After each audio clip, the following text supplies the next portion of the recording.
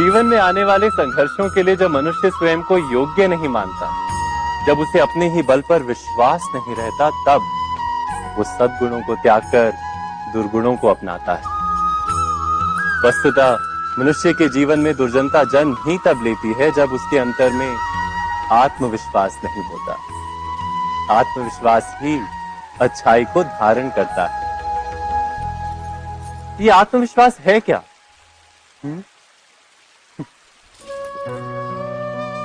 जब मनुष्य ये मानता है कि जीवन का संघर्ष उसे दुर्बल बनाता है, तो उसे अपने ऊपर विश्वास नहीं रहता।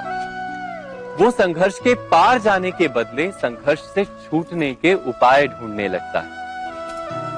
किंतु जब वो ये समझता है कि ये संघर्ष उसे अधिक शक्तिशाली बनाते हैं, ठीक जैसे व्यायाम करने से देह की शक्ति बढ़ती है, तो प्रत्येक संघर्ष के साथ उसका उत्साह बढ़ता है।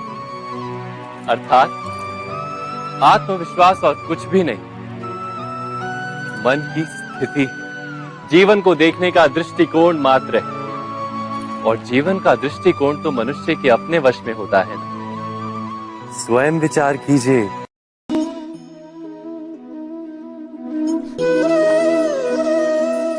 सत्ता की लालसा सबके हृदय को घेरे रहती है। प्रत्येक व्यक्ति अपना एक राष्ट्र निर्मित करने का प्रयत्न अवश्य करता है। फिर वो राष्ट्र कुरु राष्ट्र की भांति बहुत बड़ा हो या फिर अपने परिवार तक सीमित हो, वो सत्ता प्राप्त करने का प्रयास अवश्य करता है। किंतु सत्ता का वास्तविक रूप क्या है? क्या हमने कभी विचार किया है? एक मनुष्य जितने अधिक लोगों के जीवन को प्रभावित कर सके, जितने अधिक लोगों के जीवन की स्वतंत्रता पर अंकुश रख सके, उतनी ही अधिक सत्ता का अनुभव करता है वो। सत्ता का वास्तविक रूप ही है अन्य के जीवन पर स्वयं का प्रभाव। किंतु क्या वास्तविक प्रभाव प्रेम, दया, करुणा और धर्म से निर्मित नहीं होता? जब भी मनुष्य कठोरता और अधर्म से सत्ता प्राप्त करने का प्रयत्न करता है, तब वो दूसरों के हृदय में विरोध अथवा विद्रोह को जन्म देता है। और परिणाम कुछ इस प्रकार।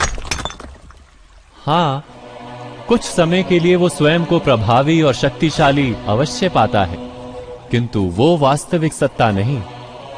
यही कारण है कि भृगु और वशिष्ठ जैसे ऋषियों की आज भी पूजा की जाती है, रावण और हिरण्यकशिपु की नहीं। इस पर तो आप विचार अवश्य करें। सत्य कहा ना?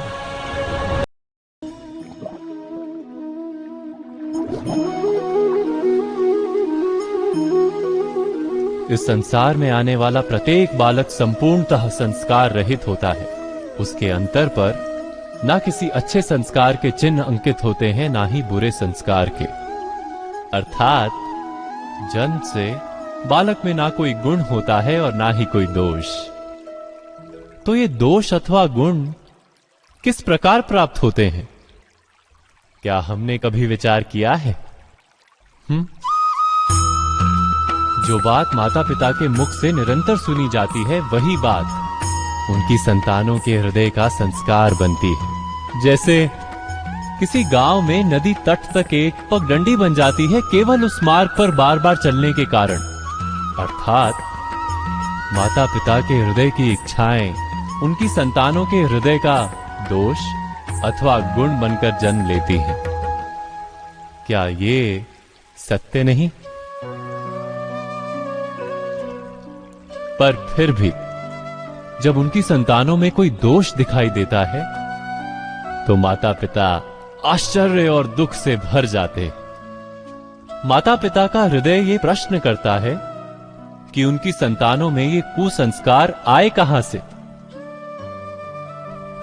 सत्य तो यही है कि माता पिता अपनी संतानों को अनजाने में ही कुसंस्कार के बीज दे देते हैं, जो उनके संतानों की हृदय भूमि पर कुसंस्कार का वृक्ष बनकर उगता है।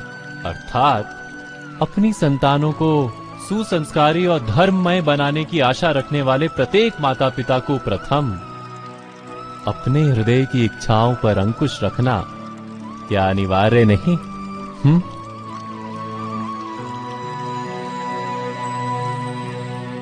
प्रत्येक माता पिता इस पर विचार अवश्य कीजिएगा।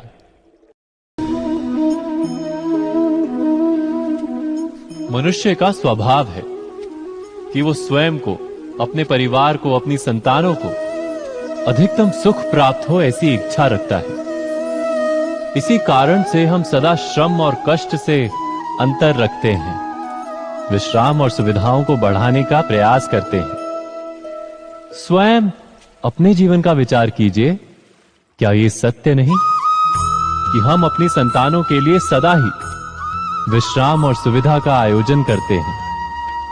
पर क्या कभी सोचा है केवल विश्राम से क्या लाभ प्राप्त होता है? केवल सुख और सुविधा जिन्हें प्राप्त हो उनका जीवन कैसा होता है? शरीर जब श्रम करता है तो अधिक स्वस्थ बनता है। बुद्धि भी जब कठिन चुनौतियों का सामना करती है तो अधिक तेजस्वी बनती है। ये हम सबका अनुभव है, पर हम शायद ये भूल जाते हैं कि मन और आत्मा को जब कठिनाइयां प्राप्त होती हैं तब वे भी अधिक बलवान होती हैं। अर्थात जब भी हम अपनी संतानों को श्रम और दुख से दूर रखने का प्रयास करते हैं, क्या वास्तव में उनके सुख का मार्ग बंद नहीं कर देते? स्वयं विचार कीजिए।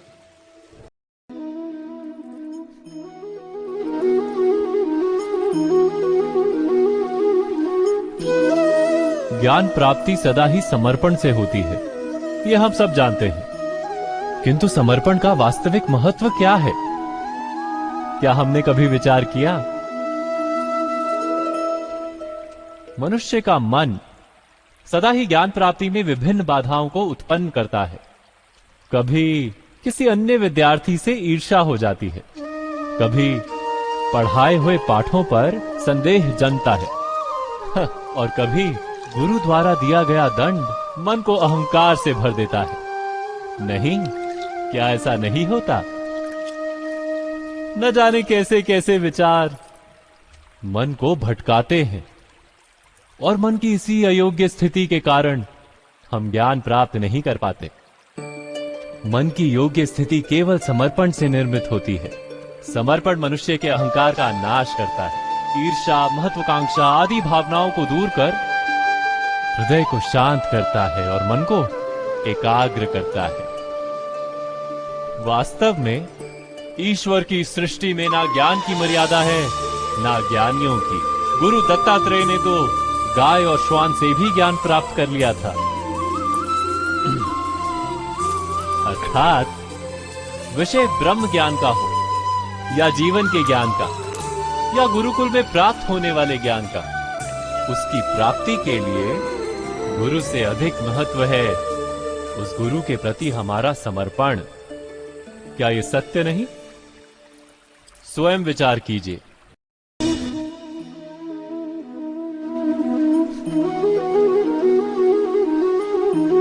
एक ही गुरु के पास शिक्षा प्राप्त करने वाले सारे शिष्य एक समान विद्या प्राप्त नहीं कर पाते।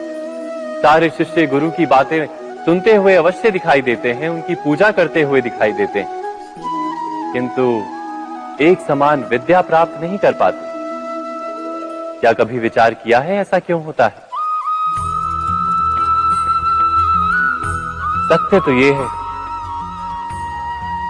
कि विद्या प्राप्त ना कर पाने वाले शिष्य समर्पण का दिखावा तो करते हैं, किंतु समर्पण का वास्तविक अर्थ नहीं समझ पाते।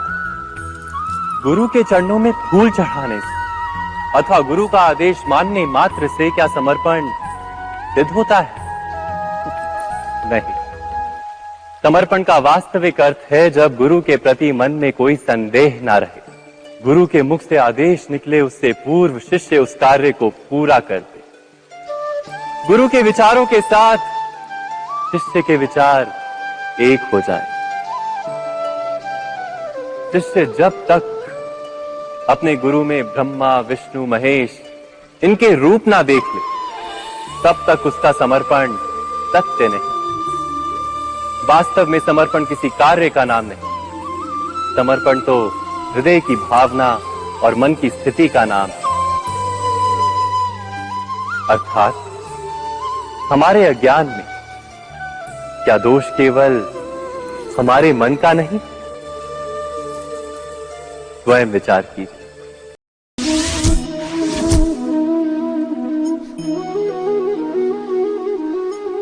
श्रेष्ठता का क्या अर्थ है? श्रेष्ठता का अर्थ है दूसरों से अधिक ज्ञान प्राप्त करना। अर्थात मूल्य इस बात का नहीं कि स्वयं कितना ज्ञान प्राप्त किया, मूल्य इस बात का है कि प्राप्त किया हुआ ज्ञान अन्य लोगों से कितना अधिक है। अर्थात श्रेष्ठता की इच्छा ज्ञान प्राप्ति को भी एक स्पर्धा बना देती है। और स्पर्धा में विजय अंतिम कब होती है?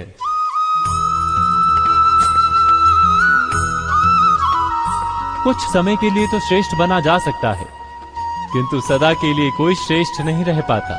फिर वही असंतोष, पीड़ा और संघर्ष जन्म लेता है। किंतु श्रेष्ठ बनने के बदले यदि उत्तम बनने का प्रयत्न करें तो क्या होगा? उत्तम का अर्थ है कि जितना प्राप्त करने योग्य है वो सब प्राप्त करना, किसी से अधिक पाने की इच्छा से नहीं, मात्र आत्मा की तृप्ति हेतु कुछ प्राप्त करना।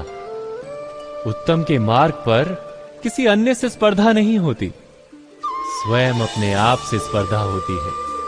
अर्थात उत्तम बनने का प्रयत्न करने वाले को देर अबेर सारा ज्ञान प्राप्त हो जाता है, बिना प्रयत्न के ही वो श्रेष्ठ बन जाता है।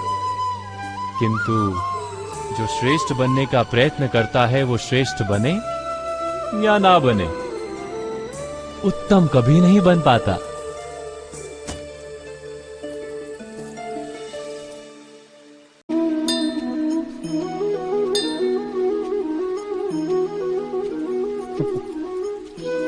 जब जब मनुष्य के सामने कोई विकट स्थिति आती है तो मनुष्य ईश्वर से प्रार्थना करता है, ईश्वर के समक्ष याचना करता है कि वो स्थिति से उभरे। किंतु इस प्रार्थना का वास्तविक रूप क्या है? क्या ये हमने कभी विचार किया है? प्रार्थना का अर्थ है अपनी सारी आशंकाएं, सारी चिंताएं, सारे संकल्प विकल्प, अपनी सारी योजनाएं ईश्वर के चरणों पर रख देना। अर्थात अपने कर्म का फल क्या होगा इसकी चिंता ना करके धर्म के अनुरूप कर्म करना, ईश्वर की योजना को अपनी नियति मानना, यही प्रार्थना है ना। किंतु ईश्वर की योजना को समझ पाना क्या संभव है? वो योजना तो हमारे कार्यों के परिणाम के रूप में प्रकट होती है सदा ही, किंतु यदि कोई कर्मों का ही त्याग कर दे, क्या वो प्रार्थना है? वास्तव में कर्म ही जीवन और फल के प्रति मोह ना रखना ही सच्ची प्रार्थना। जो प्रार्थना कर्म में बाधा बन जाए, मनुष्य को कार्य ही ना करने दे, वो प्रार्थना है या पराजय?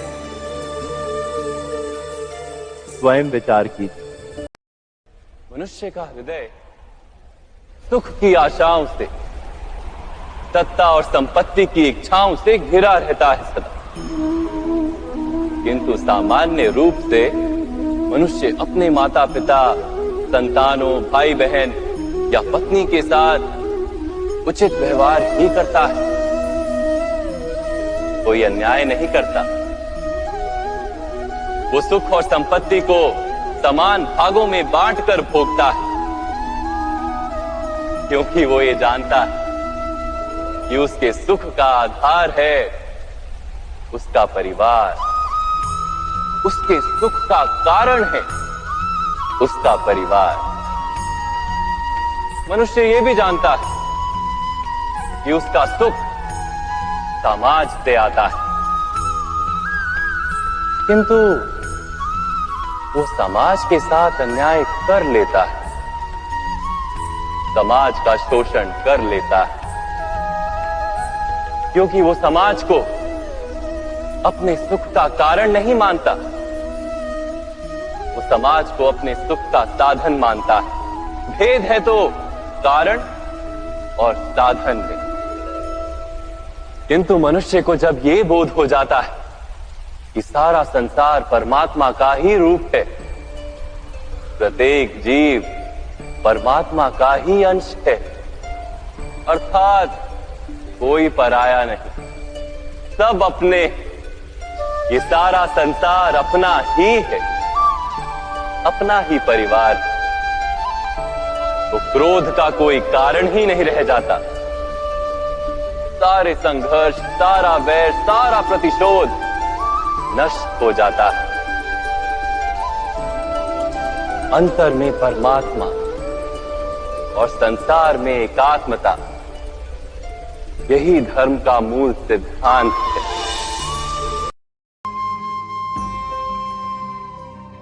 प्रत्येक मनुष्य के जीवन में ऐसा क्षण अवश्य आता है जब सारे स्वप्न, सारी आशाएं, सारे दृश्य ध्वस्त हो जाते हैं, जीवन के सारे आयोजन ही बिखर जाते हैं। एक और धर्म होता है और दूसरी ओर सुख।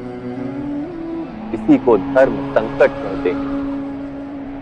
जब धर्म का वहन ही संकट हो और धर्म का त्याग ही सुख हो। विचार कीजिए, कभी किसी स्वजन के विरुद्ध सत्य बोलने का अवसर प्राप्त हो जाता है, कभी ठीक दरिद्रता के समय सरलता से चोरी करने का मार्ग प्राप्त हो जाता है, कभी किसी शक्तिशाली राजनेता या राजा के कर्मचारी का अधर्म प्रकट हो जाता है। सबके जीवन में ऐसी घटना बनती ही रहती है। अधिकतर लोग ऐसे किसी क्षण को धर्म संकट के रूप में जान ही नहीं पाते। हमें किसी प्रकार के संघर्ष का अनुभव ही नहीं होता। सहजता से सुख की ओर खींचे चले जाते हैं, जैसे मक्खी गुड़ की ओर खींची चली जाती। वास्तव में धर्म संकट का क्षण ईश्वर के निकट जाने का क्षण होता है। यदि हम संघर्षों से भयभीत ना हो, सुख की ओर आकर्षित ना हो, अपने धर्म पर दृढ़ रहे, तो ईश्वर का साक्षात्कार दूर नहीं।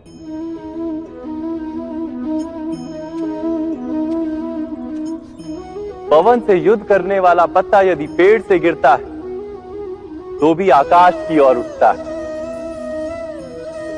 पवन से झुकने वाली घास वहीं भूमि पर रह जाती है। अर्थात धर्म संकट से यदि हम संकट को ही टाल दें तो सुख तो मिलता है, जीवन बढ़ता है, किंतु क्या चरित्र नहीं टूटता? क्या आत्मा दरिद्र नहीं हो जाती? क्या ईश्वर से अंतर नहीं हो जाता? स्वयं विचार कीजिए।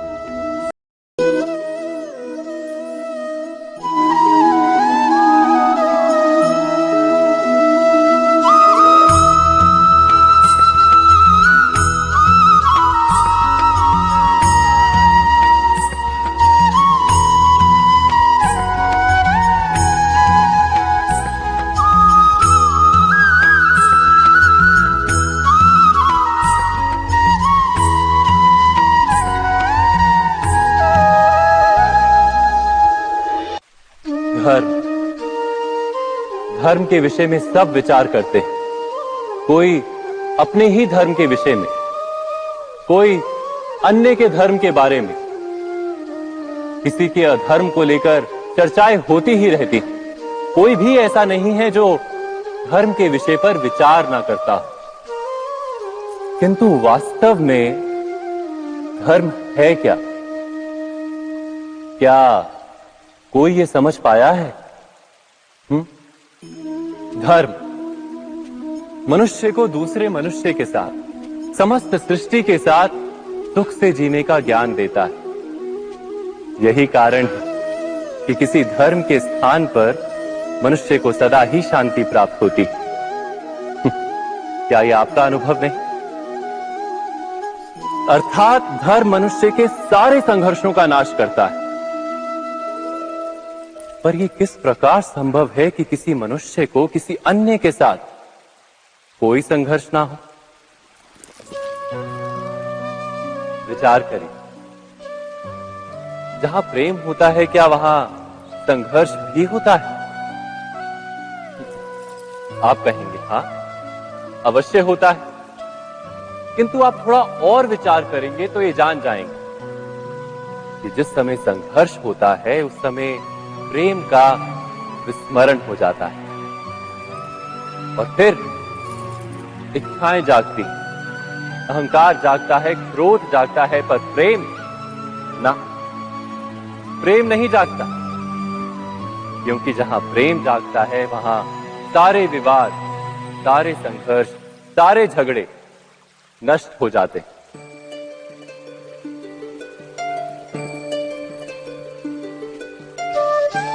यदि ऐसा ही प्रेम सारे विश्व के लिए जागे तो केवल मनुष्य नहीं, पशु पक्षी के लिए, घास के तिनके के लिए भी यदि हृदय में प्रेम हो तो क्या कोई क्रोध का कारण रह जाता है? नहीं ना। एक व्यक्ति के हृदय में दूसरे व्यक्ति के लिए जो प्रेम का भाव होता है, वही प्रेम भाव समस्त सृष्टि के लिए हो तो उसे करुणा कहा जाता है। करुणा अर्थात सारे विश्व का स्वीकार, सबके लिए केवल प्रेम और कुछ नहीं, कहीं किसी के लिए कोई विरोध नहीं। करुणा ही वास्तव में सारे धर्मों का सार है। धर्म यदि वृक्ष है तो करुणा ही उसका मूल, उसकी जड़। पर बार बार ऐसा समय आता है कि मनुष्य धर्म के मूल को ही भूल जाता है, कुछ नियमों को, परंपराओं को पकड़कर बैठता है और करुणा को भुला ही देता है। और ये जगत भर जाता है संघर्षों से, ईर्ष्याओं से, शोषण से, क्रोध से, बैर से, अर्थात अधर्म से। और तब परमात्मा को अवतार धारण करना पड़ता है मनुष्य को वास्तविक ज्ञान देने के लिए।